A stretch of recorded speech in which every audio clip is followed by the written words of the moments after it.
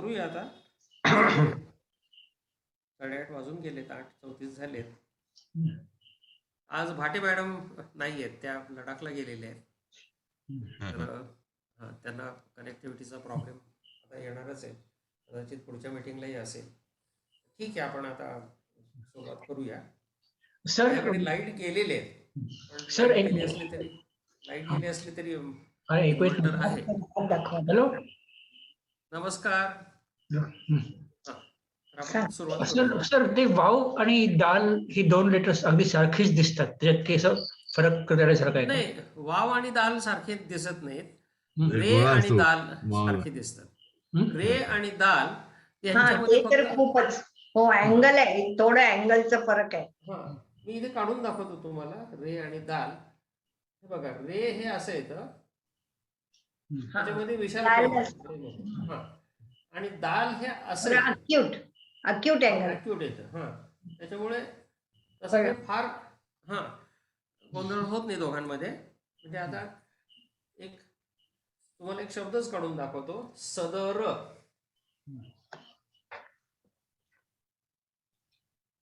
तू थोडं जोरात बोलत. हा स द आणि पुढे र.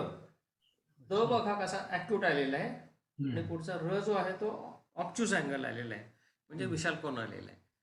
तर त्याच्यामुळे द आणि र, दाल आणि रे, याच्यामध्ये फारसा गोंधळ होत नाही. आणि वाव मध्ये तर ही गाठच येते ना, त्याच्यामुळे वावचं कन्फ्युजन काही होत नाही दाल आणि रे बरोबर. रे हा असा वर सुरू होतो. आता इथेच आपण सदर या शब्दाच्या ऐवजी सर हा शब्द काढला तर तो असा होईल, स र. म्हणजे र इथपासूनच जोडला जाईल, त्याचं टोक असं वर येणार नाही दाल सारखं. त्याच्यामुळे तसं फार काही अवघड नाहीये. आणि सुटे जेव्हा लिहिले जातात तेव्हा पण हा अँगल जो आहे दालचा तो असा येतो आणि रेचा असा येतो. त्यामुळे तसं थोडं प्रॅक्टिसने ते कळायला लागतं दोघांमधला फरक. वाव कॉमा सारखा दिसतो ना. हा बरोबर आहे, वाव हा कॉमा सारखा, पण कॉमाला आपण एवढी मोठी गाठ, म्हणजे त्याचं होल जे आहे ते तेवढं मोठं नसतं. पण ते दुसऱ्या प्रिंट मध्ये तसंच दिसतंय सर. ते आता फॉन्ट वरती अवलंबून आहे. ते एका फॉन्ट मध्ये आहे तसं. आता काही फॉन्ट मध्ये ही गाठ जी आहे ती पोकळ दिसते, काही फॉन्ट मध्ये ती भरीव दिसते. पण हाताने लिहिताना आपण ती काय म्हणतात, उलटा कॉमा. उलटा कॉमा हा हेच्या खाली येतो. उलटा कॉमा आणि वावचा काही संबंध नाहीये. उलटा कॉमा हा हेच्या खाली येतो.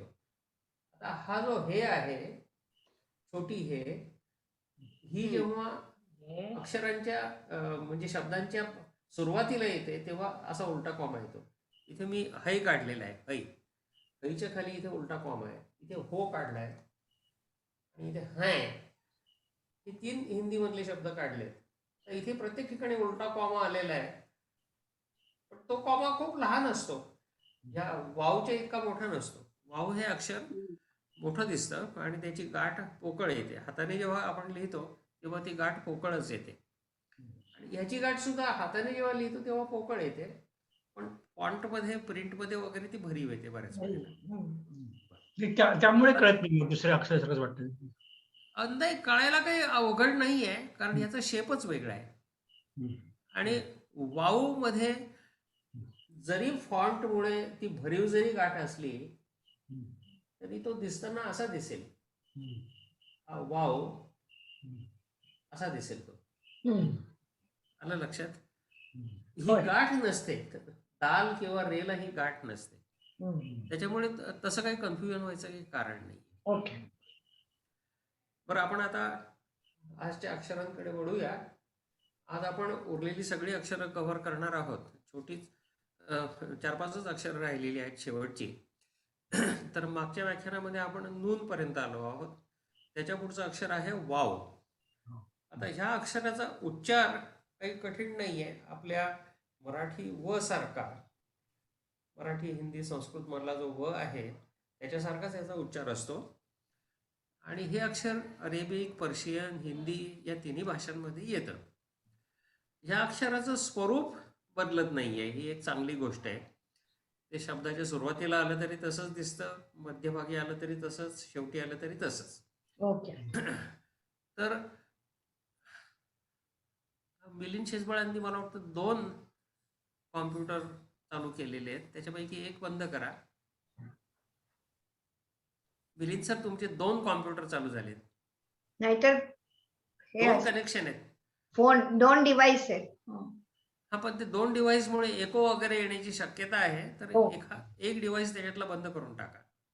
जो चांगला असेल, व्यवस्थित चालू असेल तो दोन्ही चालू दिसायला लागले. आपल्याला दोन्ही दिसत आहेत. व्हिडिओ पण ऑन आहे. त्यांना ऐकू येत त्यांना नाही. नाही कळलं सर. त्यांनी हा, ऑडिओ केला केला. हा हा तुमचा एक डिव्हाइस बंद करा, हा चालू हा ठेवा. नाही लॅपटॉप ना बॅटरी डाऊन झाली तर एकदम 0 झाला तो. तर मी आता मोबाईल वर आहे. हा, ठीक आहे, तेच ठीक आहे, मला काही हरकत नाही, चालेल. एक डिव्हाइस मग लॅपटॉप बंदच करून टाका, हरकत हा. नाही. बरं, ठीक आहे. बरं, आता आपण वाव ह्या अक्षरावरती आहोत. वावने सुरू होणारे शब्द कुठले? वो, वजह. ग्रंथी. आता वो मध्ये वाव काढतात आणि त्याला एक ह जोडतात, म्हणजे हे वो. वह, वह असा उच्चार करू शकता तुम्ही, किंवा वो असाही उच्चार करू शकता, दोन्ही बरोबर आहेत. वह वजह ग्रंथी. सर. वजह. हा, वजह मध्ये पण हाच वावच येईल. आणि त्याच्यामध्ये फक्त मला शेवटचा हे छोटा आहे का मोठा आहे ते मला तपासायला लागेल, ते आपण तपासून बघूया.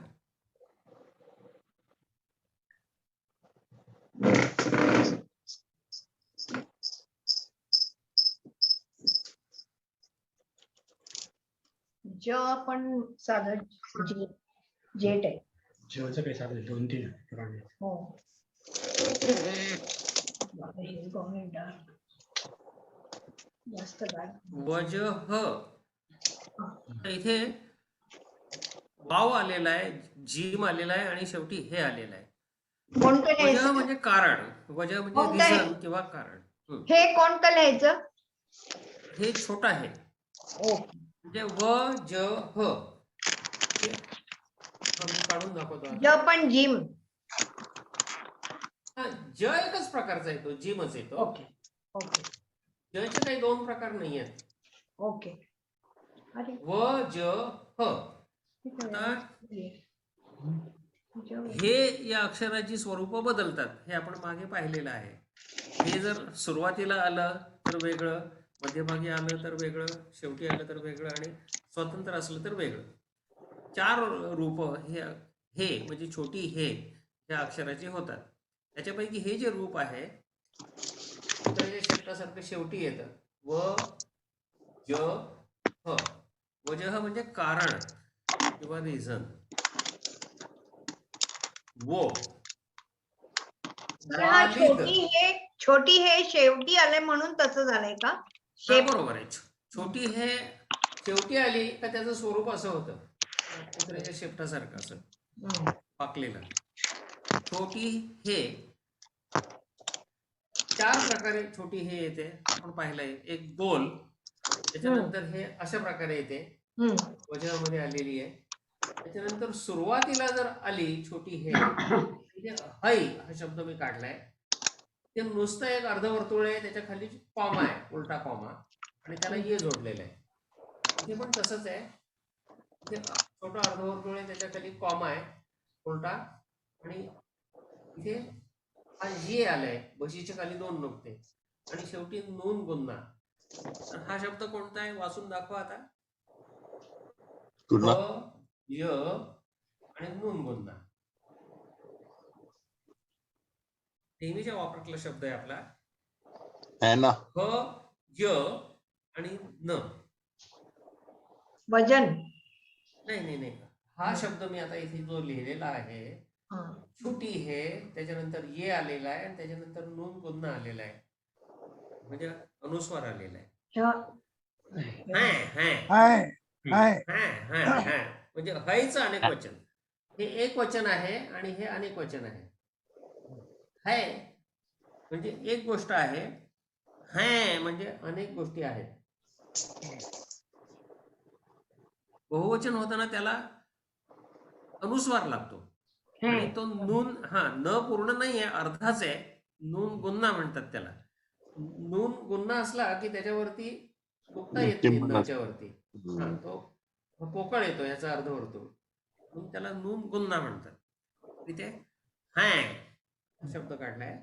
त्याच्यानंतर हा पहिला जो शब्द आहे तो ह आणि त्याला वाव जोडलेला आहे. ह आणि वाव, हा कुठला शब्द आहे वाचून दाखवा. ह आणि वाव. वाव म्हणजे ओकार, ओकार किंवा ओकार. म्हणजे ह ला उकार जोडला किंवा ओकार जोडला की काय होईल? हवा.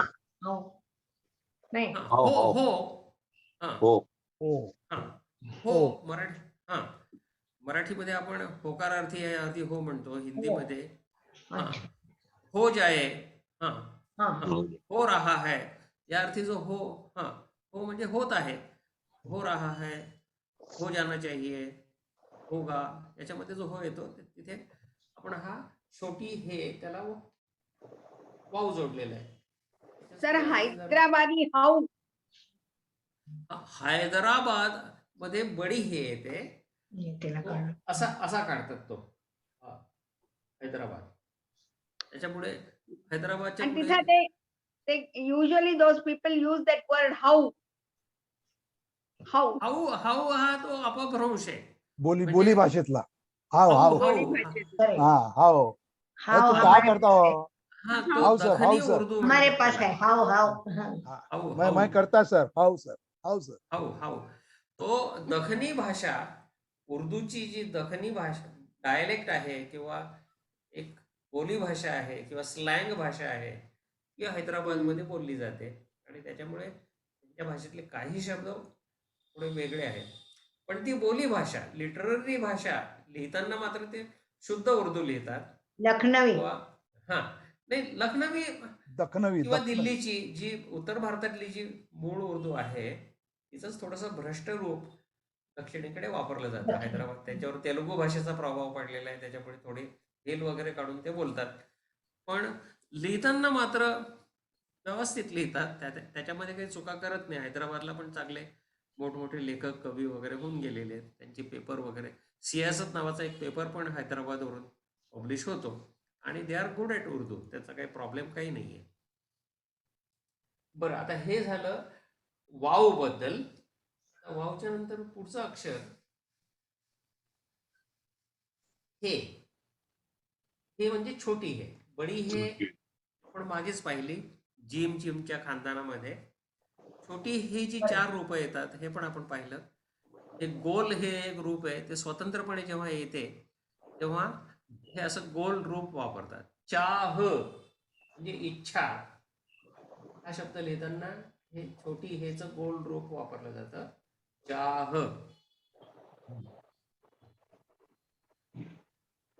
किंवा वह सुद्धा लिहिताना आपल्याला हेच रूप वापरावं लागणार आहे. वला ह काही जोडता येत नाही, बरोबर आहे ना. व हे नॉन कलेक्टिंग लेटर आहे. वह कौन थी,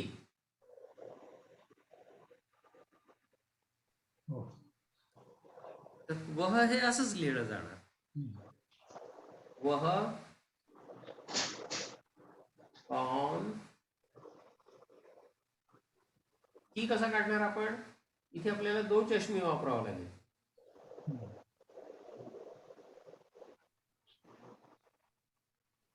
तला आपण हा 2 चष्मी ह जोडला आणि त्याच्यानंतर ई काढला, छोटी ई काढला. तर अशा प्रकारे 2 चष्मी ह हे हेच आणखी एक रूप आहे, पण ते फक्त जोड अक्षरांमध्ये वापरलं जातं. म्हणजे महाप्राण व्यंजन बनवण्यासाठी क चा ख, ग चा घ, द चा ध, ड चा ढ, याच्यासाठी फक्त 2 चष्मी वापरला जातो. ट चा ठ, त चा थ, याच्यासाठी वापरला जातो. 2 चष्मी हा स्वतंत्रपणे कधी येत नाही. स्वतंत्रपणे जर ह काढायचं असेल तर आपल्याला ही बोल किंवा बाकीची जी रूप आहेत ती वापरली जातात. पण नॉन कलेक्टिंग लेटरच्या जर मागे आला धम्मपद, धम्मपद मध्ये आपण कसं लिहिलं, पहिल्यांदा दाल काढला आणि मग दाल पुढच्या अक्षराला जोडला जात नाही, म्हणून हा दो चष्मी वेगळा आला. धम्म. अशा प्रकारे कधी कधी तो वेगळा येतो, पण तो नेहमी जोडलेला असतो त्याच्या आधीच्या अक्षराला. स्वतंत्र असं त्याचं काही अस्तित्व नसतं दो चष्मी याचं. पण म्हणजे तो नेहमी मध्येच येणार, असं सुरुवातीला हा, तो येणार. मध्येच येणार. तो शब्दाच्या सुरुवातीला कधीच येऊ शकत नाही, कारण त्याचं स्वतंत्र अस्तित्व नाहीये. तो जोडाक्षराचा पार्ट म्हणूनच येतो. हे झालं ह च्या वेगवेगळ्या रूपांबद्दल. हा जो ह आहे तो सुरुवातीला जर आला तर त्याचं स्वरूप थोडस वेगळं होतं. हम, इथे असं थोडस नागमोडी काढलं जातं आणि त्याच्या खाली उलटा कॉमा दिला जातो. हम म्हणजे आम्ही. आणखी एक अक्षर पाहूया, आणखी एक शब्द पाहूया. हुमा. हुमा खान नटीचं नाव आहे. तिथे हुमा मध्ये हा ह वापरलेला आहे. हुमा म्हणजे काय, एक प्रकारचा पक्षी आहे, फिनिक्स पक्षी आपण ज्याला म्हणतो. त्या पक्षाचं नाव हुमा आणि त्याच्यावरूनच ते नटीचं नाव ठेवलंय. मुस्लिम मुलींमध्ये हे नाव आढळतं, हुमा. हुमायून पण तसंच का? हुमायूनचं मला माहिती नाहीये, हुमायून मध्ये कोणता हा आहे आणि त्याचं कदाचित तिथे बळी हे पण येत असेल, ते पाहावं लागेल आपल्याला. हुमा हा शब्द वेगळा आहे. ओके.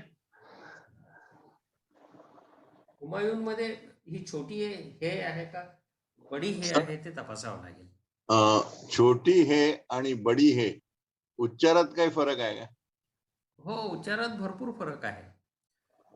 कसा? हा जो ह आहे तो आपल्या मराठी किंवा हिंदी मधला किंवा संस्कृत मधला ह आहे. आपण पोटातून ज्याचा उच्चार करतो तो ह. आणि बडी हे हा. हैदराबाद, तेज, हकीम, याच्यामध्ये जो ह येतो तो हलकचा उच्चार आहे, हा हा. आणि साधा ह जो आपण मराठीमध्ये जसं म्हणतो तो ही छोटी हे. उच्चार वेगळे म्हणूनच अक्षरं वेगळी आहेत ना. दोन अक्षरांचे उच्चार सारखे कधीच नसतात, नाहीतर मग एकच अक्षर ठेवलं असतं त्यांनी. फक्त ते आपल्याला नॉन अरेबिक किंवा नॉन पर्शियन लोकांना ते उच्चार नीट करता येत नाही, त्यामुळे आपल्याला ते सारखे वाटतात. म्हणजे हलफ म्हणजे काय सर? हलक म्हणजे घसा, फॅरिंग्स आपण ज्याला म्हणतो. त्याचे 3 भाग येतात, नेझोफॅरिंग्स, ओरोफॅरिंग्स, लायंगोफॅरिंग्स वगैरे, वरचा मधला आणि खालचा पोर्शन. तर हे नेझोफॅरिंग्सशी काही संबंध येत नाही आपल्या उच्चारांचा. हे आपलं हे ओरोफॅरिंग्सचा मागचा जो भाग आहे तिथे जीभ टेकली जाते, म्हणून त्याला हलकचे उच्चार म्हणतात. असे हलकचे उच्चार अनेक अक्षरांमध्ये हलकचे उच्चार येतात. आता काफ, काफ, किस्मत, कायद याच्यामध्ये, इश्क, याच्यामध्ये जो आपला हलकचा काफ आहे त्याच्यामध्ये पण हलकचा उच्चार येतो. गायन, गनी, गुस्सा, याच्यामध्ये जो ग आहे तो पण हलकचा उच्चार आहे. तसंच ह्या हैदराबादचा ह आहे त्याच्यामध्ये पण हलकचा उच्चार आहे. तर हे झालं ह विषयी. आता आपण बाकी सगळे जे आपण मराठीमध्ये जे ह नी शब्द लिहितो, हिंदू, हिंदू शब्द कसा लिहिणार आपण?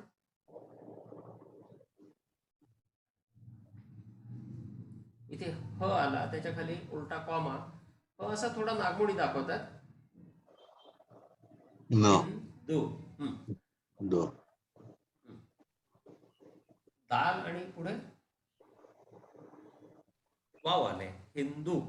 आणि अजून एक हा दीर्घ ऊ दाखवण्यासाठी याच्यावरती एक काढलं तरी चालेल. पेश.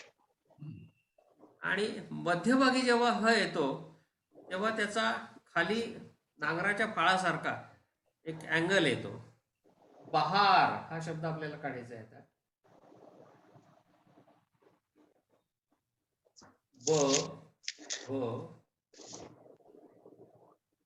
बहार.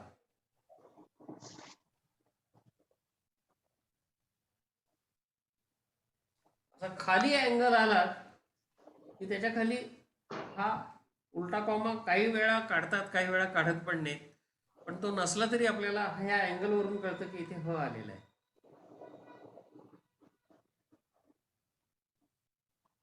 बहन म्हणजे बहीण हा शब्द आपण असाच काढणार.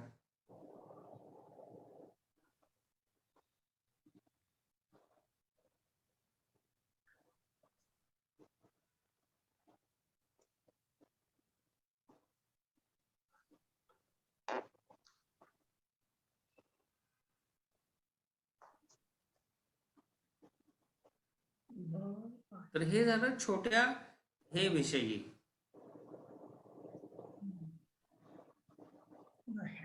हिंदू, हिंदुस्तान, हिंदी या शब्दामध्ये हा ह सुरुवातीला येतो.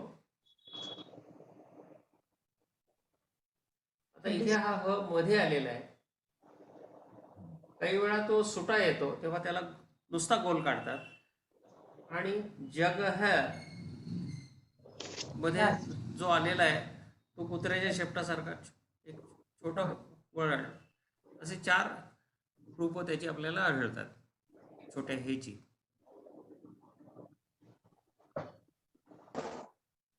आता आपण पुढच्या अक्षराकडे वळूया. पुढचं अक्षर आहे छोटी ए. छोटी ए आणि बडी ए. छोटी ए आणि बडी ए यांचे उच्चार सारखेच आहेत. फक्त बडी ए जी आहे मराठीमधली आपली मात्रा आहे एकार, त्याच्यासाठी वापरली जाते. ए आणि ऐ या दोघांसाठी वापरली जातात.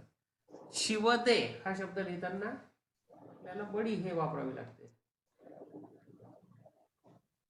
आता इथे शी त्या खाली आपण फक्त जेर देणार आहोत कारण तो ऱ्हस्व आहे. शी व द दाल काढला आणि त्याला एक बडी ए जोडली. बडी ये मागच्या अक्षराला जोडता पण येते. काळे हा शब्द जर काढायचा असेल तर मग का इथे लांब आणि लांबला पुढचं अक्षर जोडता येतं, त्याच्यामुळे ते असं येईल काळे.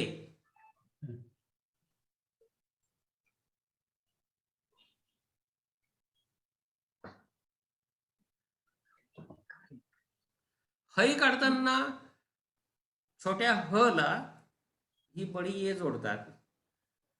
हई आणि हे याच्यासाठी एकच अक्षर आहे उर्दूमध्ये. हे राम जर म्हणायचं असेल तर ते अशाच प्रकारे लिहिलं जातं. हई राम सारखंच लिहिलं जातं.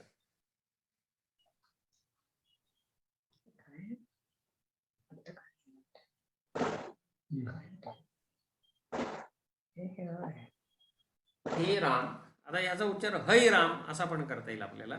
दोघांसाठी एकच अक्षर वापरलेलं आहे. कॉन्टेक्स्ट वरून समजून घ्यावं लागतं.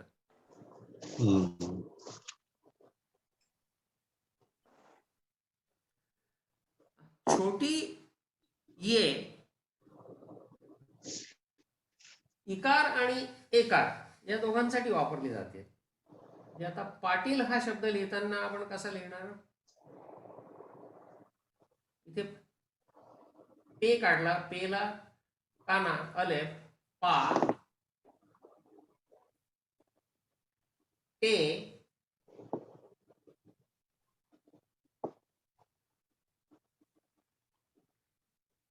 ये आणि लांब पाटील. आणि पटेल हा शब्द कसा काढणार? त्याच्यासाठी पण हीच ये वापरली जाईल. फक्त हा अलेफ येणार नाही, एवढाच फरक आहे. प ट ये ल.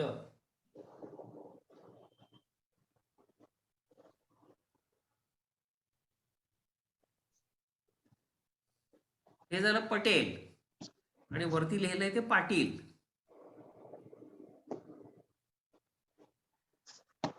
आता इथे छोट्या येचा उपयोग आपण इकारासाठी पण केलाय आणि ओकारासाठी पण केलेला आहे. ते कॉन्टेक्स्ट वरूनच समजून घ्यावं लागतं. इकार आहे का एकार आहे.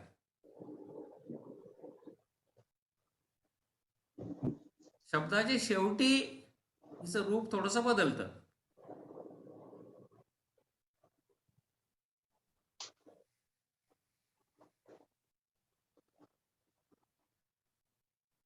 लढाई. लढाई हे शब्द कसा काढणार? इथे आता आपल्याला अडे वापरायचा आहे म्हणून तो रेच्या वरती हा छोटा तो येईल. ल डा ई. आता इथे ई हा सेपरेट आलेला आहे, तर त्याच्यासाठी एक छोटस इथे सिम्बॉल दाखवतात, त्याला हमजा म्हणतात. लढाई छोटस एक अशा आकाराचं जे सिम्बॉल आहे ना त्याला हमजा म्हणतात. लढाई, हलवाई, मिठाई या सगळ्या शब्दांमध्ये अशा प्रकारे ई सेपरेट येते. हमजा केव्हा वापरतात? ई दीर्घ ई दाखवण्यासाठी हमजा वापरतात.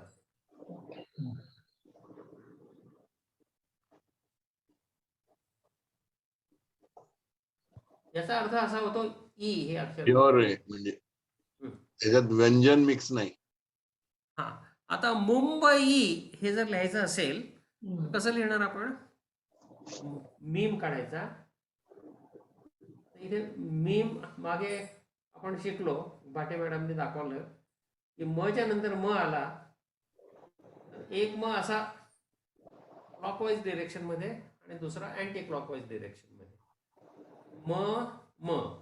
आता इथे मू हा ऱ्हस्व आहे त्याच्यामुळे इथे वरती आपण थोडासा पेज देऊ म्हणजे मू झाला. त्याच्यानंतर म आला दुसरा मुम. त्याच्यानंतर ब. वच्या साठी बशीच्या खाली एक नुकता आणि ह्याला आता पुढचं अक्षर जोडलं जातं त्याच्यामुळे मुंबई. इथे तुम्ही वरती हे छोटं चिन्ह दिलं नाही तरी चालेल कारण ब ला हा ई जोडलेला आहे, पण इथे दिलेलं जास्त चांगलं कारण काय याचा मुंबी असा पण उच्चार होऊ शकतो. मुंबी. तो जर टाळायचा असेल तर तुम्हाला हे दिलं पाहिजे.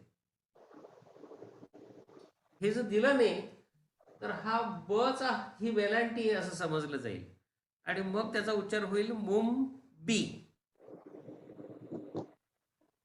बीबी या शब्दाचा उच्चार, बीबी हा शब्द कसा लिहिणार? बी बी. याच्यामध्ये आता इथे हे हमजा दिलेला नाहीये त्याच्यामुळे ही वेलांटी असं धरलं जातं, पण इथे हा हमजा दिलेला आहे त्याच्यामुळे ही वेलांटी धरली जाणार नाही, ई असं धरलं जाईल. ते अजून तुम्हाला स्पष्ट करायचं असेल तर ह्याच्यावरती एक तुम्ही जबर देऊ शकता म्हणजे हा ब आहे हे स्पष्ट होतं. मू. आता इथे अजून तुम्हाला जर स्पष्ट करायचं असेल तर ह्याच्यावरती एक जजम देऊ शकता. जजम म्हणजे अर्ध अक्षर म्हणजे हलंत म्हणजे हे जोडाक्षर आहे. हा म पूर्ण नाहीये, तो कुठल्या ब ला जोडलेला आहे. हे अजून स्पष्ट झालं म्हणजे याचं वाचन तुम्हाला अगदी प्रॉपर फॉल्टलेस व्हायला पाहिजे असेल तर हे सगळे मार्क्स जे आहेत, हरकत म्हणतात त्याला मार्कला, हे तुम्ही दिले तर त्याचं वाचन आणखी चांगल्या प्रकारे होतं. नाही तर त्याच्यामध्ये चुका वाचणारा करू शकतो. इथे वरती पेश दिलाय म्हणजे हा मू आहे, इथे हा जजम दिलाय म्हणजे हे अर्धच अक्षर आहे. मुम. मुमबई नाहीये ते मुम. त्याच्यानंतर ब हा आपला साधा ब आहे म्हणजे त्याला काही अकार उकार वेलांटी वगैरे मात्रा बित्रा काही नाही आहे, नुसताच ब आहे म्हणून त्याला एक जबर दिलाय वरती. आणि ई हे सेपरेट अक्षर आहे, तिथे एक जजम दिला, तिथे एक अले हे काय म्हणतात हमजा दिलेला आहे. म्हणजे अशा प्रकारे मार्क्स दिल्याने तुमचं प्रोनाउन्सिएशन सुधारतं. त्यामुळे कुराणातले जे वचन आहेत त्यांना प्रत्येकाला मार्क्स दिलेले असतात. कुराणाचं एखादं पान तुम्ही जर पाहिलं तर ते मार्क्स का दिलेले असतात? कारण अरबस्थानामध्ये कुराण लिहिलं गेलं, पण इतर देशांमध्ये ते जेव्हा गेलं तेव्हा इतर देशांमधले लोक त्याचा चुकीचा उच्चार करायला लागले. ते टाळण्यासाठी हे सगळे डायाक्रिटिकल मार्क्स ज्याला म्हणतात किंवा हरकत ज्याला म्हणतात ते कुराणामध्ये छापलेले असतात. पण नेहमीच्या वापरामध्ये उर्दू पुस्तकांमध्ये किंवा उर्दू वृत्तपत्र किंवा मासिकांमध्ये या हरकती प्रत्येक वेळेला दिल्या जातीलच असं नाही आहे. कारण वाचकांच्या ओळखीचे हे शब्द असतात आणि त्यामुळे रेफरन्स टू कॉन्टेक्स्टने वाचक त्याचा उच्चार बरोबर करतात.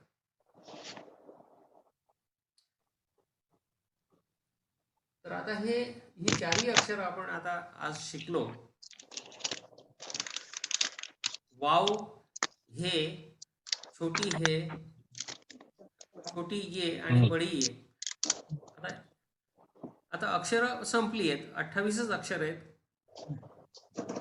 म्हणजे मूळ पर्शियन किंवा अरेबिक वरून आलेली अक्षर, मूळ अरेबिक मध्ये 28 अक्षर आहेत. त्याच्यामध्ये पर्शियनमुळे 4 अक्षरांची भर पडली आणि ती 32 झाली. आणि उर्दूमध्ये अजून काही अक्षर ख, घ वगैरे, त्याच्यामुळे ती 36 झाली. अशी मुळाक्षरांची संख्या वाढत वाढत गेली. हा, तर आता अरेबिकची जी ओरिजिनल 28 अक्षर आहेत त्याच्यामध्ये अजून एक अक्षर घेतलं जातं, त्याचं नाव हमजा. हमजाचा उच्चार कसा करतात? आता हमजा हा काय प्रकार आहे ते आपण पाहूया. आता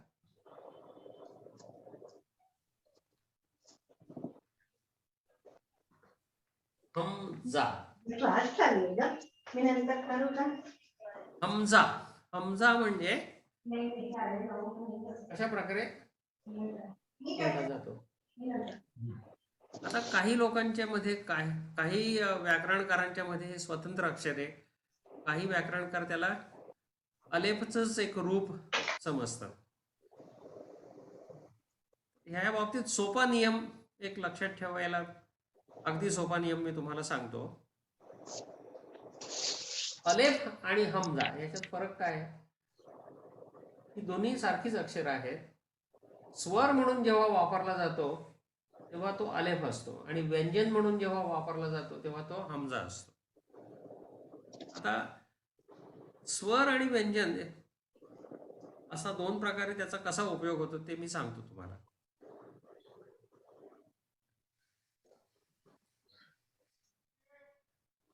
हमारा, हमारा हिंदुस्तान. इथे हमारा हा शब्द मी काढलाय. याच्यामध्ये 2 वेळा अलेफ आलेला आहे. एकदा म ला काना मा आणि र ला काना रा, असा 2 वेळा अलेफ आलेला आहे, बरोबर ना? आता इथे म अधिक आ, इथे र अधिक आ, म्हणजे स्वर म्हणून तो आलेला आहे, म्हणून तो अलेफ आहे.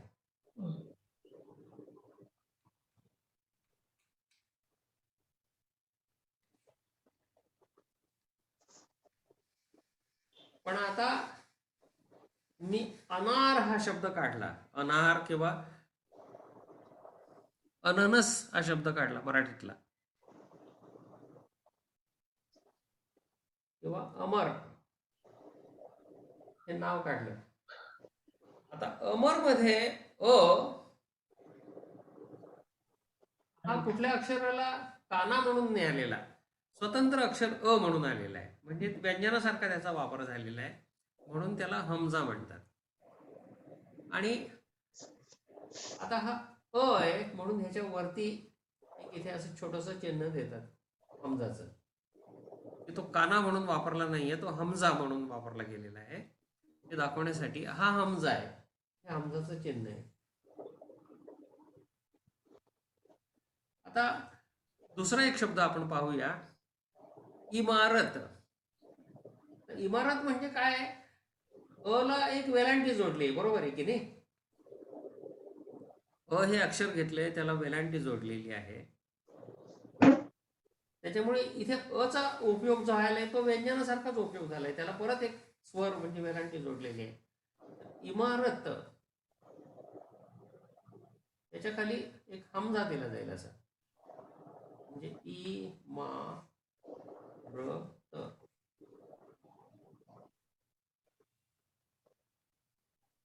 खाली हमजा दिला का त्याचा उच्चार ई असा केला जातो.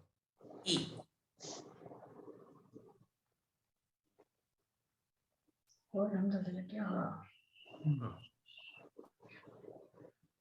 आणि तसाच आपण उकार जर त्याला लावला, इथे वरती एक पेज दिला,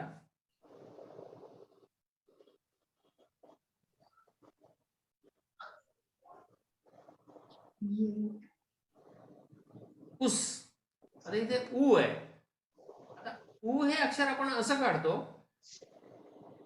पण ऍक्च्युअली तो अ ला उकार आहे, बरोबर आहे की नाही? उ आहे तो, अ ला उकार दिलेला आहे, म्हणजे त्याचा अचा उपयोग तिथे व्यंजनासारखा केलेला आहे, म्हणून तो हमजा आहे. थोडक्यात काना म्हणून जेव्हा अलेफचा वापर होतो तेव्हा त्याला अलेफ म्हणतात. आणि ई उ म्हणून जेव्हा तो येतो शब्दाच्या सुरुवातीला तेव्हा त्याला हमजा म्हणतात. आलं आपल्या लक्षात? अगदी सोपं आहे. स्वतंत्र अ म्हणून अमर किंवा इमारत किंवा ऊस या शब्दांमध्ये जो अ आहे तो हमजा आहे. आणि सहारा, पारा या शब्दामध्ये जो ओला काना पा आलेला आहे, रला काना रा आलेला आहे, तो आलेफ आहे. काना म्हणून जेव्हा येतो तेव्हा त्याच्यावरती कुठलंच चिन्ह येत नाही. अलेफ जेव्हा काना म्हणून येतो तेव्हा त्याच्यावरती जबर, जेर, पेश, हमजा काहीच येत नाही. अच्या वरती काही चिन्ह आलं की तो हमजा बनतो. अगदी सोपं आहे लक्षात ठेवायला. आणि काना म्हणून जेव्हा वापर येतो, नुसताच अलेफ येतो, तेव्हा त्याला अलेफ म्हणतो.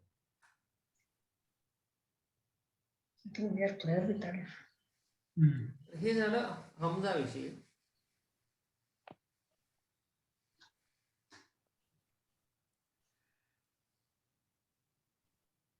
हमजा कधी कधी शब्दाच्या शेवटी पण येतो, मग तो नुसताच असा लिहितात.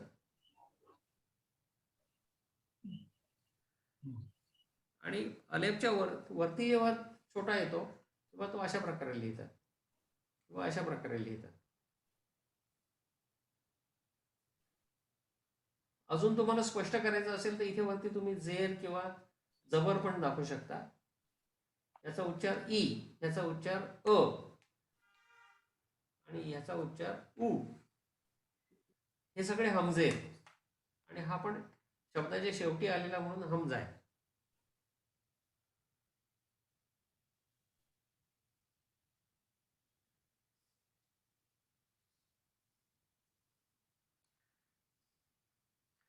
तर आपली मुळाक्षरं आता संपलेली आहेत.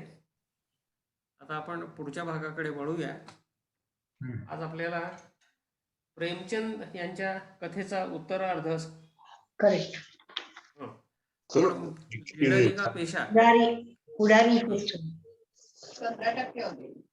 पण लिडरी का पेशा गृहपाठ कोणी केलाय का? काही शब्द कोणी लिहिलेत का? असतील तर दाखवा. काही लिहिलं का? नाही. बरं, मग ठीक आहे. प्रत्येकाने 20-20 उर्दू शब्द लिहावेत असं आपलं ठरलं होतं. आज नसेल तयार तर पुढच्या वेळेला दाखवला तरी चालेल. तुम्ही लिहिलेत? चंद्रकांत अनम्यूट व्हा तुम्ही. He only started the initiation. तुम्ही लिहिलेत का? मी लिहिलेले तुम्हाला पाठवले. दुसऱ्या वहीमध्ये बरेच शब्द लिहिलेत, ती वही सापडत नाही मला. लिहिलेले व्हॉट्सअप मेसेज आले मला आणि लिहिलेले तपासले मी. ते अतिशय चुका पण आहेत त्याच्यामध्ये. नाही, चुका थोड्या आहेत. तुम्ही खूप सुंदर काम केलंय, मी तपासून पाहिले ते. हो 99% तुमचे शब्द बरोबर आलेले आहेत. प्रयत्न चालू आहे. काही ते आम्ही पॉइंट आउट केले आहेत. तर this Yes. Is very good practice. I congratulate you आणि keep it up. Yes sir हे शब्द थँक्यू. बाकीच्यांनी Very लिहावेत. good student. नाही, पुढच्या आणि, वेळेस नक्की. तुम्हाला वहीमध्ये पण लिहिता येतील. पण आणखी चांगला उपाय म्हणजे तुम्ही व्हॉट्सअपमध्ये जर उर्दू फॉन्ट तुमच्या जर टाकून Select घेतला करून. तर ते अजून सोपं होईल आणि तुम्हाला एक उर्दूमध्ये मेसेज पण पाठवता येतील व्हॉट्सअप किंवा उर्दूमध्ये काहीही लेखन तुम्हाला मोबाईलवरती करता येईल. त्याच्यासाठी तुम्हाला पण लिहिताना फार त्रास होतो हा. त्रास त्रास इन द सेन्स म्हणजे वेळ प्रॅक्टिस खूप नाहीये लागतो. म्हणून. हा वेळ खूप हा. लागतो. प्रॅक्टिस नसल्यामुळे होतं. अगदी खरं आहे. आणि दुसरं काय होतंय ना की अक्षरांची लांबी रुंदी आधी लिहिलेलं नंतर लिहिलेलं मध्ये खूप अंतर पडतं. फरक होतो. हो. काही इव्हन लोकांना पहिल्या दुसऱ्या अक्षरातही. हो हे बघा, देवनागरी लिहिताना सुद्धा लोकांना भरपूर त्रास होतो हो सुरुवातीला. सुरुवातीला होणारच आहे. देवनागरी टायपिंग सुद्धा काही सोपं नाहीये. म्हणजे कष्टाचंच काम आहे ते. देवनागरीमध्ये तर जोडाक्षर असतात, अर्धी अक्षर करावी लागतात वगैरे बऱ्याच भानगडी आहेत. मला तर माझ्या नातवाच्या वयाचं झाल्यासारखं वाटतंय हे लिहिताना. हो, तो तर एबीसीडी लिहितोय. देवनागरीपेक्षा मी म्हणेन असं उर्दू असं टायपिंग करत. देवनागरीपेक्षा उर्दू टायपिंग सोपं आहे. ते त्याच्यामध्ये फार खरं. मुख्य भानगडी, कारण उर्दूमध्ये कमीत कमी अक्षर जसे तसे राहतात, त्याचे अर्धे बिर्धे नाही करावे लागत. आपला शचा जसा हे कापून दांडा कापून फक्त अर्धा श राहतो, तसं नाहीये उर्दूमध्ये. अक्षर आहे अख्खच्या अख्खच राहतं. देवनागरी उलट जास्त कठीण आहे. ज्ञानेश्वर, हृदयनाथ, ह्याच्यामध्ये हला रू जोडायचा, मग ते पोटात रू जातो. अशा अनेक भानगडी आपल्या देवनागरीत आहेत. त्यापेक्षा मी म्हणेन उर्दू टायपिंग करणं सोपं आहे. ज्ञानेश्वरांमधला ज्ञ शिवदे सरांनी शिकवायला मला. ज्ञानेश्वरांमधला ज्ञ पण जोडाक्षर आहे, श्व पण जोडाक्षर आहे. ते सगळ्याच भानगडी आहेत. तर उर्दूमध्ये ते नाही आहे. फक्त उर्दूमध्ये तुम्हाला सीन लावायचा का स्वार लावायचा का 3 नुक्तेवाला से लावायचा, तेवढं मात्र तुम्हाला बघावं लागतं. ज कुठला लावायचा 4 पैकी. बरं, आता आपण एक अगदी 2 मिनिटांमध्ये वृत्तपत्र वाचन घेऊया. अगदी एक छोटीशी बातमी आहे आणि ती आपले आवडते माजी मुख्यमंत्री त्यांच्या संबंधीच आहे. मागे आपण वाचली होती, आताही आपल्याला वाचता येईल. आपण स्क्रीन शेअर करूया. मी स्क्रीन शेअर करतो. दिसतोय का आपल्याला? हो दिसतोय. तर हा स्क्रीन शेअर केला. उद्धव. आता तुम्हाला फार सोपं झालंय, कारण बरं, आता काय झालंय उद्धवजींचं ते ह्या बातमीमध्ये पहा. आणखी म्हणजे तशी उद्धवजींच्या दृष्टीने वाईटच बातमी आहे, पण ती काय आहे ते आता आपण पाहूया. आता इथे ध बघा, दो चष्मी हे कसं आलेलं आहे. द ला जोडला जात नाही, त्यामुळे सेपरेट आलाय. इथे वरती पेश दिलाय. हा हमजा आहे बरं का. आता उद्धव का आता अ ला उकार दिलेला आहे ना, म्हणजे हा हमजा झाला, हा अलेफ नाही. हा हमजा. दाल, दो चष्मी, व ला वाव जोडला आहे, को. उद्धव का एक और धमाका और झटका. बरोबर आहे. उद्धवजींना अजून एक झटका. तो काय झटका आहे? इथे झ ला बघितलं ना, जिम ला दो चष्मे जोडलाय आणि ट आहे आणि काना का. झटका. उद्धव को एक और झटका. आता हे काय वाचा बघू. तोय ते येतो साधा ते आणि त्याला दो चष्मे.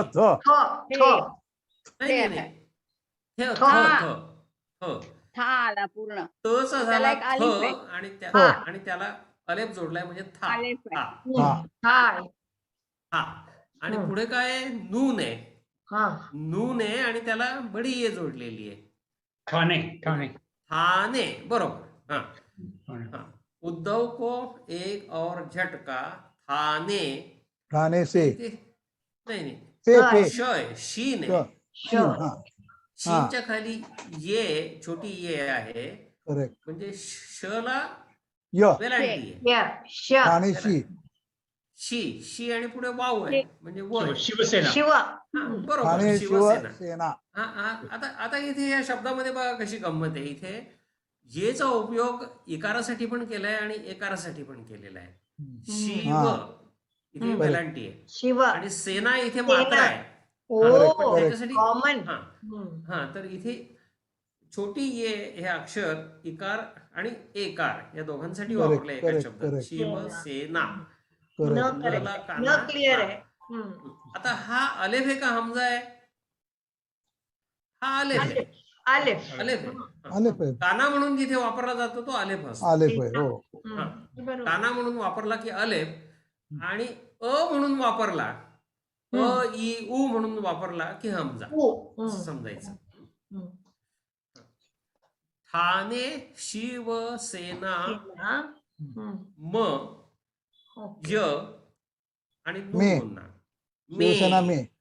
हा, शिवसेना मेच्यावरती मे. अनुस्वार आहे, कारण हिंदीमध्ये मेच्या मे वरती न, नेहमी एमी अनुस्वार आहे. आयन, एमी आयन. हा करेक्ट. शिवसेना मे. मे. आता इथे ब ला दो चष्मी जोडलाय, भी, बरोबर. हा, ही. ठाणे शिवसेना मे भी. आता काय झालंय शिवसेनामध्ये, काय वाईटच झालेलं आहे, पण ते काय आहे आता त्याच्यामध्ये पुढे वाचल्यावर लगेच कळेल. प ला दो चष्मी जोडल्यावर काय होतो? प, प प, आणि फूट. हे काय? फूट, फूट, फूट. फूट. म्हणजे ठाण्याच्या शिवसेनेमध्ये फूट पडली आहे. पडली. उद्धव को एक और और झटका. झटका. ठाणे शिवसेना शिवसेना में में भी भी फूट. फूट. ठीक आहे. बरं, आता त्याचं डिटेल्स काय ते दिलेत खाली, पण आता आपण त्या भानगडीत काही खालची बोलू ओळ पण वाचू ना सर. नये. बरं, वाचून घेऊया. एवढा इंटरेस्ट कर वरची फार लवकर वाचली आपण पुढे. बरं, ठीक आहे. बरं, खालची ओळी काही अवघड नाहीये. दो ठाणे चष्मी. हा शब्द वरच्या ओळीत आपण ऑलरेडी आलेला आहे. आता पुढचे दोन शब्द आहेत ते इंग्लिश मध्ये, ते अगोदरच तुम्हाला सांगून ठेवतो, म्हणजे तुम्ही घोटाळ्यात पडायला नको. म य आणि पुढे वाव जोडलेला आहे, म्हणजे य आणि उ. मऊ. म्यू म्यू म्यू म्यू येतो. म्यू न इथे स आलेला आहे आणि प आणि ल आलेला आहे. म्युनिसिपालिटी. म्युनिसिपालिटी. हा, म्युनिसिपल, बरोबर. ठाणे ठाणे म्युनिसिपल म्युनिसिपल का, कार हा, corporation. Corporation. Corporation. Corporation. Thane municipal corporation. कला एकार के, के, के, बडी ये जोडलेली. ठाणे म्युनिसिपल कॉर्पोरेशन के. के. आता इथे आता ही संख्या वाचताना आपण मागेच कोणता पाहिजे, नंबर आहे? संख्या वाचताना डावीकडून उजवीकडे उजवीकडे वाचायची, वाचायची. डावीकडे नाही वाचायची. 70. हे 67 माहिती आहेत आपल्याला. 67. हा, त्याला 67. उर्दूत काय म्हणायचं पण? 67च म्हणतात. 67, हिंदीमध्ये ओके. 67. ओके, 67 मे. हा, इथे मे आहे परत. मे से 66 कॉर्पोरेटर फुटले. Correct, correct. 6 आणि 6. हा. 67 मे से 66. 66 कॉर्पोरेटर कॉर्पोरेट. रो.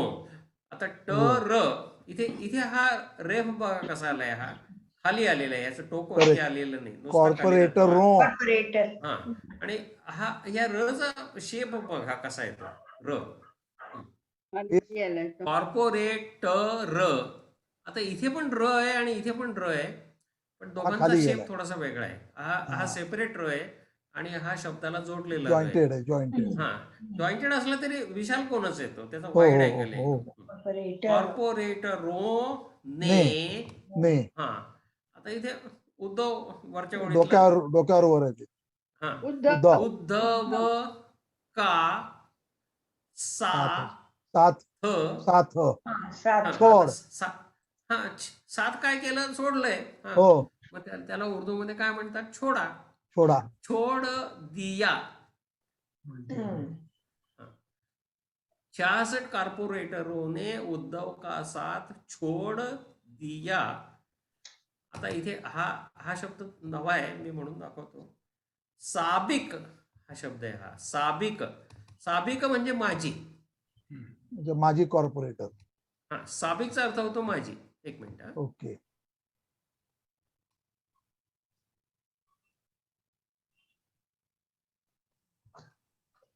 छोड़ दिया. हाँ, कॉर्पोरेटर ने उद्धव का साथ छोड़ दिया. आता हा साबिक, स ला काना सा, ब आणि हलकचा काफ आहे. साबिक म्हणजे भूतपूर्व किंवा माझी. साबिक. हा, रुकना. रुकन, आता हा पुढे इंग्लिश शब्द आहे. रुकनाचा अर्थ मेंबर. आता हा पार्लमेंट हा इंग्रजी शब्द आहे. पार्लेमान, त्याला उर्दूमध्ये त्याचं उर्दूकरण केलंय त्यांनी, पार्लेमान. साबिक रुकन पार्लेमान म्हणजे x MP, x member of parliament. साबिक रुकन पार्लेमान. और हा परत एक इंग्लिश शब्द आहे. एक मिनिट.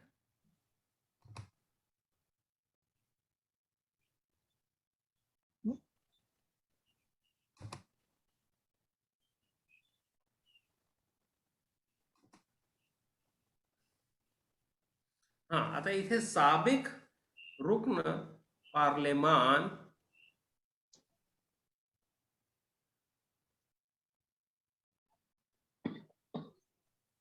और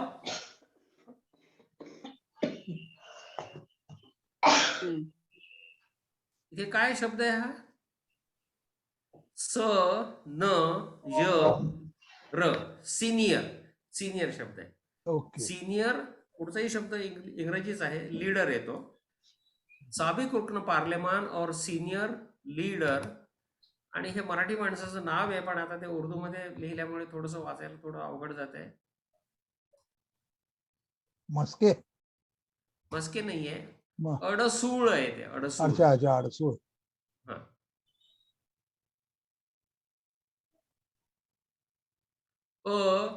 अडसूळ. हा, अडसूळ. हाँ, हाँ. साबिक रुकन पार्लेमान और सीनियर लीडर अडसूळ भी भी. बागी. बागी म्हणजे बंडखोर. बंडखोर. बंडखोर. हा, बागी. पुढचा शब्द खेमा. खेमा म्हणजे तंबू. खेमे में. बागी खेमे में चले गए.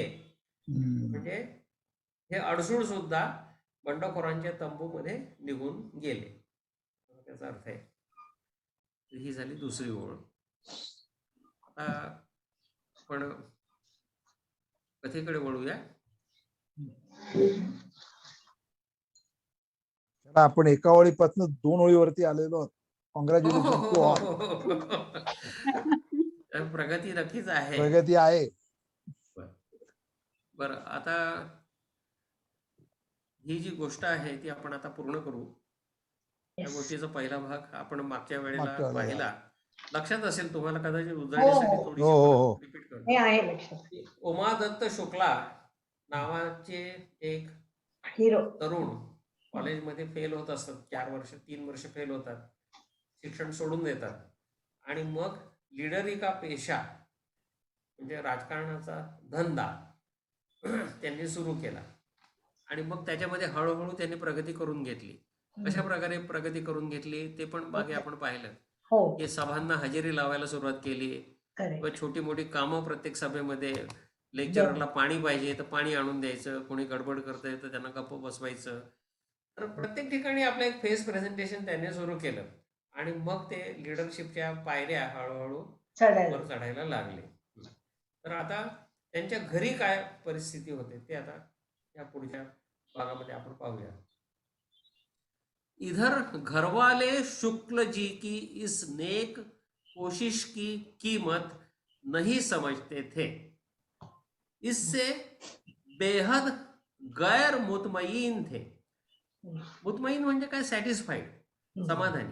गैर मुतमईन म्हणजे असंतुष्ट. म्हणजे शुक्लजींचे हे सगळे उद्योग चाललेले होते लीडर बनण्याचे, ते घरच्या लोकांना काही पसंत नव्हते. ते भयंकर असंतुष्ट होते। उनको शुक्ल जी का शुतर बेमहार की तरह भागे भागे फिरना यक आंख नहीं भाता था। शुतर म्हणजे काय? उंट. बेमहार म्हणजे ज्याला हार्नेस घातलेलं नाहीये किंवा वेसण घातलेली नाहीये, नाकामध्ये वगैरे दोर घालतात ना, त्याला हार्नेस किंवा वेसण म्हणतात.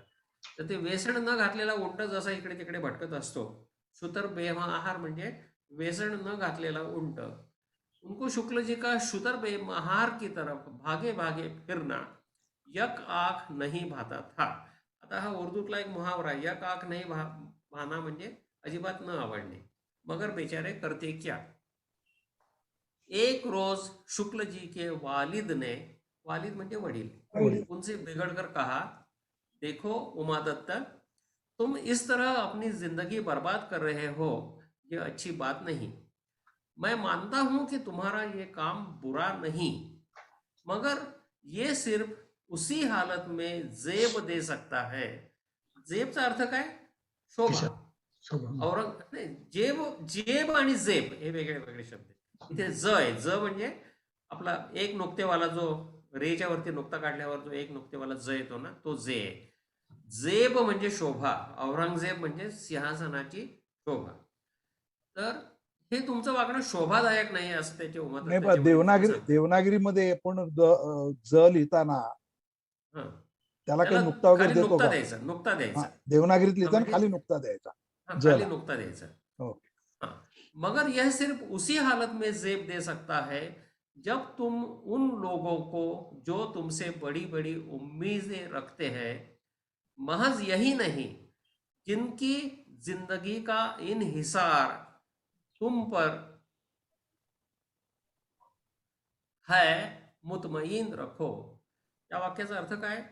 की तुझं हे वागणं तेव्हा शोभादायक ठरेल जेव्हा तुझ्यावरती जे लोक अवलंबून आहेत किंवा तुझ्यापासून ज्या लोकांच्या मोठ्या मोठ्या अपेक्षा आहेत त्यांना तू समाधानी ठेवशील, तेव्हा तुझं हे वागणं शोभून दिसेल। मुतमईन. उनके गुजारे का इंतजाम करो, मगर तुम उनकी कुछ परवाह न करके सिर्फ अपनी ख्वाहिश की तकमील में मसरूफ हो। म्हणजे तुला त्या लोकांची काहीच परवा नाही आहे घरातल्या. ख्वाहिश म्हणजे इच्छा, तकमील म्हणजे पूर्णत्वास नेणे, कामिल होणार, मसरूफ म्हणजे व्यस्त. तू आपली स्वतःची इच्छा फक्त पूर्ण करण्याच्या मागे लागलायस, बाकी घरच्या लोकांची तुला काही देणं घेणं नाहीये. ये बात सरासर गैर मुनासिब है. मुनासिब म्हणजे योग्य. शुक्लजी नाक भाऊ, अयोग्य आहे. शुक्लजी नाक भाऊ सिकुडकर बोले, म्हणजे शुक्लजींनी चेहरा वाकडा केला आणि वडिलांना उत्तर दिलं, आपसे ये किसने कहा कि मुझे इनका ध्यान नहीं, मैं इन्हीं के लिए तो ये सब कुछ कर रहा हूं, जरा मेरी धाक तो जम जाने दीजिए, फिर देखिएगा कि किस मजे से जिंदगी बसर करती है. मला वाटतं प्रत्येक जो लीडर असतो तो ह्या अवस्थेमधून जातो. घरवाले त्याच्यावर नाराज होतात, पण त्यांना माहिती नसतं की भविष्यामध्ये हाच माणूस फार लाखोपती करोडपती होणार आहे. पण ते त्यांना वाटतं की पोरगा वाया गेला, आता राजकारणात गेला म्हणजे. मगर बाप को बेटे की ये बात मजजूब की बडसी मालूम हुई. मजजूब म्हणजे एक विक्षिप्त माणूस, विशेषतः हे फकीर वगैरे जे वेडसर अवस्थेमध्ये फिरत असतात त्यांना मजजूब म्हणतात. बडबडणे, बड म्हणजे बडबडणे, म्हणजे एखादा वेडा जसा बडबड करत असतो त्याच्यासारखं त्या वडिलांना त्याचं बोलणं वाटलं. मगर बाप को बेटे की ये बात मजजूब की बडसी मालूम हुई. गरीब करते क्या, बराबर के बेटे को मारपीट भी नहीं सकते थे, चुपचाप अपनी तकदीर को पीट कर रह गए. इधर शुक्ल जी धोबी का कुत्ता घर का न घाट का की मिसल के मुताबिक दोनों दीन से जा रहे थे. ही म्हण आहे, म्हणजे घरी पण नाही आणि बाहेर पण नाही. म्हणजे तिकडे त्या राजकारणाच्या कंपूमध्ये पण अर्धा वेळ, म्हणजे घरी पण अर्धा वेळ. दोनों दीन, दीन म्हणजे धर्म, म्हणजे दोन्ही धर्मांचं ते पालन करत होते. मिसल, मिसल म्हणजे म्हण किंवा मुहावरा. मिसल के मुताबिक दोनों दीन से जा रहे थे. इस तरह एक साल के करीब गुजरा. अब उनके कुनबे में, कुनबा म्हणजे कुटुंब, उनके कुनबे में उनकी जगह सिर्फ इतनी रह गई कि जब भूख लगती थी आकर खाना खा जाते थे, और अगर कहीं बाहर ही डोल लग गया, डोल म्हणजे व्यवस्था झाली, तो घर आने की भी जरूरत न थी। रात को सराय में आकर ठहरने वाले मुसाफिर की तरह घर में आकर पड़े रहते, और वो भी इसलिए कि बाहर कहीं सोने के लिए जगह नहीं मिलती थी। दुनिया में जहारन, नुमाइश और ढोंग पर फरेफ्ता होने वाले आंख के अंधे और गाठ के पूरे लोगों की कमी नाही। आता हे फार सुंदर वाक्य प्रेमचंदजींनी लिहिलेलं आहे। दुनिया में जहारन, जहारन म्हणजे जाहीर, जाहीर करणे आपण ज्याला म्हणतो, म्हणजे जहारन नुमाइश म्हणजे बाहेरचा देखावा, जाहीर देखावा। जहारन नुमाइश म्हणजे देखावा, प्रदर्शन एखादं असतं त्याला नुमाइश म्हणतात।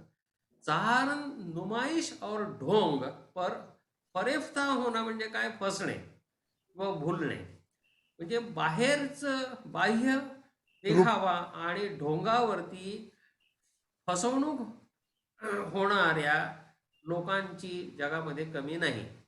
हे लोक कसे असतात, आंख के अंधे और गाठ के पुरे, म्हणजे त्यांच्याकडे भरपूर पैसे असतात पण अक्कल काही नसते, डोळ्याने अंधे असतात। आंख के अंधे और गाठ के पुरे लोगों की कमी नहीं। तर असे लोक ह्या शुक्लजींच्या जाळ्यामध्ये सापडतात। शुक्लजी ने शहर के मुहिबाने वतन, मुहिबाने वतन म्हणजे देशभक्त, शुक्लजी ने शहर के मुहिबाने वतन के दरमियान एक अच्छी जगह हासिल कर ली। शहर के बाज दौलतमंद असहाब, बाज म्हणजे पुष्कळ, दौलतमंद म्हणजे श्रीमंत, असहाब म्हणजे साहेब। शहर के बाज दौलतमंद असहाब पर शुक्ल जी की अच्छी धाक जम गई। शुक्ल जी अब बाहर की सभाओं और जलसों में भी जाने लगे। कांग्रेस को भी अपनी खाके पा से पवित्र करने लगे। खाक म्हणजे धूळ, पा म्हणजे पाय, म्हणजे आपली पायधूळ ते त्या काँग्रेसच्या भवनामध्ये झाडायला लागले। गरज जिस तरह आप तालीम में अंडर ग्रेजुएट थे, उसी तरह अपनी समझ में लीडरी में भी अंडर ग्रेजुएट हो गए। अब शुक्ल जी अपने को मुल्क के बड़े बड़े लीडरों से कुछ ही कम समझने लगे। कुछ काम न रहने के बावजूद भी आम आदमियों से मिलने के लिए फुर्सत कम रहने लगी। जब देखिए किसी राय साहब या सेठ साहब की निशस्त गाह में लेटे हुए बरकी पंखे की हवा खा रहे हैं। निशस्त गाह, निशस्त म्हणजे बैठक, म्हणजे कुठल्या तरी राय साहेब किंवा शेठ साहेबांच्या बैठकीला बर्क म्हणजे वीज, इलेक्ट्रिक फॅन, बरकी पंखा म्हणजे इलेक्ट्रिक फॅन। तर त्या काळामध्ये मोठं वैभव होतं इलेक्ट्रिक फॅन वगैरे असणं, तर हे म्हणजे लोकांना त्याचं एक कौतुक, अप्रूप वाटायचं। किसी सेठ साहब की निशस्त गाह में लेटे हुए बरकी पंखे की हवा खा रहे हैं और पॉलिटिकल गप्पे लड़ रहे हैं। अगर राय साहब ने पूछा, आता हे बघा मनुष्य स्वभावाचं किती सूक्ष्म निरीक्षण प्रेमचंदजींनी केलेलं आहे, ते आता ते सगळं येतं, लीडर लोकांचं एकंदरीत वर्तन कसं असतं। अगर राय साहब ने पूछा, क्यों शुक्ल जी, सत्याग्रह के ताल्लुक में आपकी क्या राय है, तो शुक्ल जी ने जरा मुस्कुराकर जवाब दिया, अजय सत्याग्रह में क्या रखा है, मगर हाँ एक बात जरूर है कि इस वक्त उसकी कुछ जरूरत है, और ऐसी कुछ ज्यादा जरूरत भी नहीं है, मगर गांधी जी के हुक्म की तालीम जरूर करनी चाहिए। म्हणजे गोलमाल काहीतरी उत्तर द्यायचं, हो पण नाही आणि नाही पण नाही। पण तिकडे पण हाँ, इस तरह शुक्ल जी कभी साफ जवाब न देते थे, हमेशा दो मानी बात कहते थे। शुक्ल जी में एक यह गुण भी था कि जैसा पब्लिक का मैलान पाते वैसे ही हाँकते थे।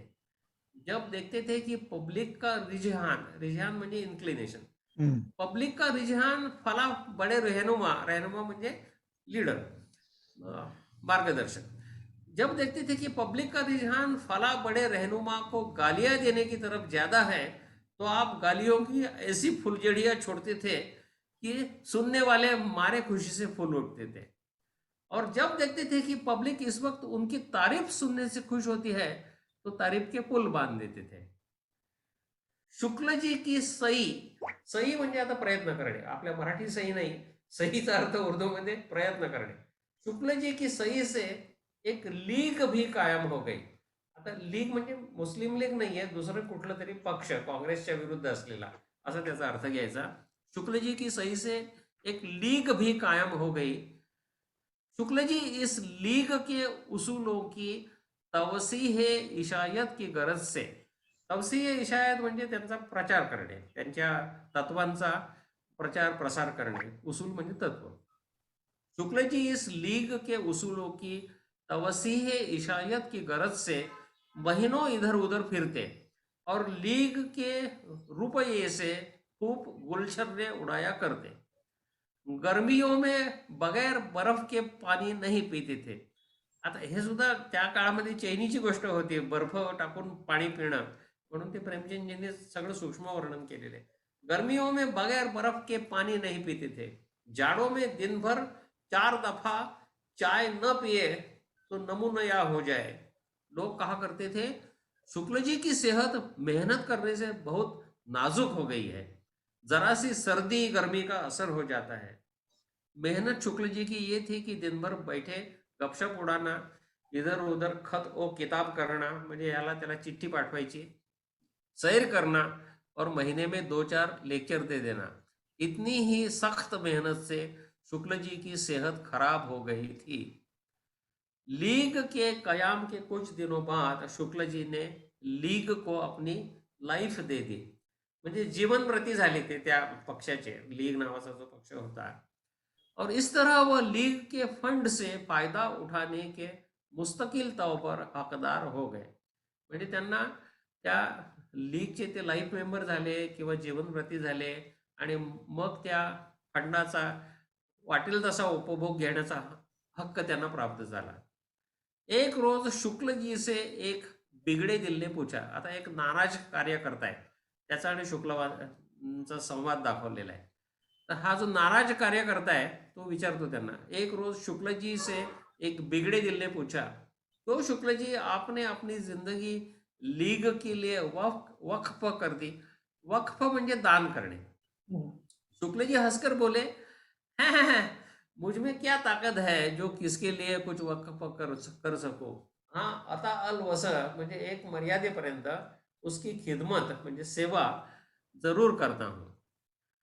बिगड़े दिल बोलते हैं, जिंदगी वक्फ करने से आपको फायदा ही हुआ है. शुक्ल जी चकरा कर बोले, फायदा कैसा. बिगड़े दिल, यही क्या आराम से जिंदगी बसर होती है, अच्छा खाना मिलता है, अच्छा कपड़ा, गाड़ियों पर चढ़े चढ़े फिरते हैं. बहुत से बड़े बड़े लीडर बिल्कुल सादी जिंदगी बसर करते हैं, मगर आप तो वैसा नहीं करते. शुक्ल जी, जो ऐसा नहीं करता वो काम भी ज्यादा नहीं कर सकते. एकाध ऐसे हो तो उनकी बात जाने दीजिए. अगर मैं दूध घी न खाऊं तो घंटे तकरीर कैसे करूं. तकरीर म्हणजे भाषण.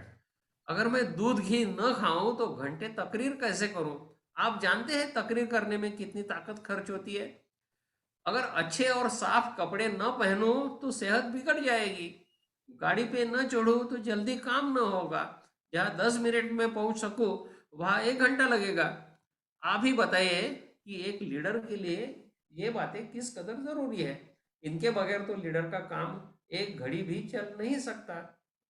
वो तो नाराज कार्यकर्ता परत त्यांना क्रॉस करतो. मगर औरों को तो आप सीधी साधी जिंदगी बसर करने की नसीहत किया करते हैं. लोकांना तो तुम्ही उपदेश करता कि साधेपणाने राहा. शुक्ल जी, जिनको एक लीडर किसी मेहनत नहीं करनी पड़ती उनको तो सीधी सादी जिंदगी ही बसर करनी चाहिए, क्योंकि उन्हें ज्यादा आराम की जरूरत नहीं. लीडर को मेहनत ज्यादा करनी पड़ती है, इसलिए उसे आराम भी ज्यादा करना चाहिए. अगर आप ये फरमाए कि लीडर को इतने आराम की जरूरत नहीं है तो ये बताए कि अगर लीडर ज्यादा मेहनत करने के सबब से इस जहां से चल बसा तो फिर आपको ठीक राह कौन बताएगा. आप लोग भटकते फिरेंगे. नतीजा ये होगा कि मुल्क जहन्नुम में पहुंच जाएगा. इसलिए ये जरूरी है कि लीडर को जिस कदर आराम और सुख दिया जाए अच्छा है, क्योंकि जितने ज्यादा दिन वो जिंदा रहेगा उतना ही मुल्क को फायदा पहुंचाएगा. शुक्ल जी की इस दलील के आगे बिगड़े दिल बगले झांकने लगे। लीग के काम की अंजामदेही के लिए शुक्ल जी 3 माह से बाहर फिर रहे थे। इन्हीं दिनों में तार मिला कि उनके वालिद साहब म्हणजे वडील स्वर्ग सिधार गए। शुक्ल जी ने बड़े अफसोस का इजहार किया और तार के जरिए जवाब भेजा, बड़ा दुख हुआ मगर आ नहीं सकता, काम के मारे जरा भी फुर्सत नहीं है। उस रोज लोगों की अकीदत और भी बढ़ गई शुक्ल जी पर। लोकांना शुक्ल जी बद्दल फार मोठा विश्वास आणि आदर निर्माण झाला। लोगों ने सोचा शुक्ल जी बड़े फर्ज शनास है। फर्ज म्हणजे कर्तव्य, शनास म्हणजे दक्ष, म्हणजे इतका कर्तव्य दक्ष लीडर या बाप मेला तरी जात नहीं है। लोगों ने सोचा शुक्ल जी बड़े फर्ज शनास है, फर्ज के सामने बाप की मौत की भी परवाह नहीं की, उनके क्रियाक्रम में तक में शामिल होने नहीं गए। लोग ऐसे फर्ज शनास होने लगे तो हिंदुस्तान का बेड़ा पार हो जाएगा। बाप की वफात के बाद 1 माह बाद शुक्ल जी वतन लौटे। वो जिस वक्त माँ के रूबरू पहुंचे तो माँ ने आसमान सर पर उठा लिया। रोते रोते बोली, बदनसीब दूर हो जा मेरे सामने से, मैं तेरी सूरत नहीं देखना चाहती। ऐसे लड़की से तो बांझ रह जाती तो अच्छा हो जाता। बाप की क्रिया करने तक नहीं आया, तू पैदा होते क्यों न मर गया। तूने जैसा हमें दुख दिया, ईश्वर करे वो सब तेरे आगे आए, तेरे बदन में कोड टपके। तर शुक्लजींवर या म्हातारीच्या शिव्यांचा काही परिणाम झाला नाही। इस तरह बुढ़िया ने सैकड़ों सुनाई। शुक्ल जी को बुढ़िया की गालियां इतनी बुरी नहीं लगी जिस कदर की इस कान को बुलंद लहजे में कहना, म्हणजे म्हातारी मोठ्या मोठ्याने जोरजोरात बोलत होती म्हणून त्यांना भीती वाटली की आजूबाजूच्या लोकांना ऐकू जाईल। जिस कदर की इस कान को बुलंद लहजे में कहना, क्योंकि उन्हें खौफ था कि कहीं ऐसा न हो कि मोहल्ले वाले सुन ले और उनकी लीडरी की सारी शान खाक में मिल जाए। त्यांना भीती एवढी होती की म्हातारीचं बोलणं ऐकू आलं तर आपली बदनामी होईल आणि लीडर म्हणून आपली प्रतिमा खराब होईल। बूढ़ी माँ को अपने देशभक्त और लीडर बेटे की सूरत से इस कदर नफरत हो गई कि वह दूसरे शहर में अपने भाई के पास चली गई और उसने अहद कर लिया कि वो उमा दत्त की सूरत मरते दम तक नहीं देखेगी। मगर शुक्ल जी ने इस बात की जरा भी परवाह नहीं की। वो बीवी समेत वही रहकर मुल्क का बेड़ा पार करने के लिए नित नई तजवीजें सोचने लगे। यूं शुक्ल जी किसी काम के न होते हुए भी लीडरी के पेशे में कामिल तौर पर काबिल साबित हुए। इथे ही कथा संपते। आता 100 वर्षापूर्वी ही गोष्ट लिहिलेली आहे, पण लीडर लोकांचं एकंदरीत प्रवास कसा होतो त्याचं अत्यंत सूक्ष्म वर्णन ते आज सुद्धा लागू पडतं। तर प्रेमचंदजींच्या सगळ्या कथा ज्या आहेत त्या अशाच प्रकारच्या कथा येतात, म्हणजे मनुष्य स्वभावाचं अतिशय सूक्ष्म निरीक्षण, सामाजिक परिस्थितीचं अतिशय भेदक वर्णन त्यांनी केलेलं आहे। काही आणखी काही कथा आपण पुढे घेणार आहोत त्यांच्या। आज आपण इथेच थांबूया। धन्यवाद। थँक्यू. शब्बा खैर. मग पुढच्या शुक्रवारी नसाल ना तुम्ही? पुढच्या शुक्रवारी मी 15 तारीख नाही, मी सकाळी म्हणजे पहाटे परत येणार आहे। पुढच्या शुक्रवारचा मेसेज मी थोडा लवकर टाकून देतो। ओके. मी रविवारी रात्री जाणार आहे आणि गुरुवारी रात्री परत येणार। शुक्रवारी आहे ओके, त्यामुळे आपलं व्याख्यान वेळेवर होईल, काही अडचण नाहीये। सर अभी नसणार आम्ही पुढच्या दोघंही शुक्रवारी. नसतो. बरं बरं, ओके. ठीक आहे, हरकत नाहीये। बरं तुम्ही नाशिकला यायला निघणार आहात का? बरं, मिलिंद सर पण नाशिकला येत आहेत, आनंदाची गोष्ट आहे। Good good. बरं, आपण भेटूच आता नाशिकला पुढच्या शनिवारी। राईट. बाय. थँक्यू. शब्बा खैर. शब्बा खैर.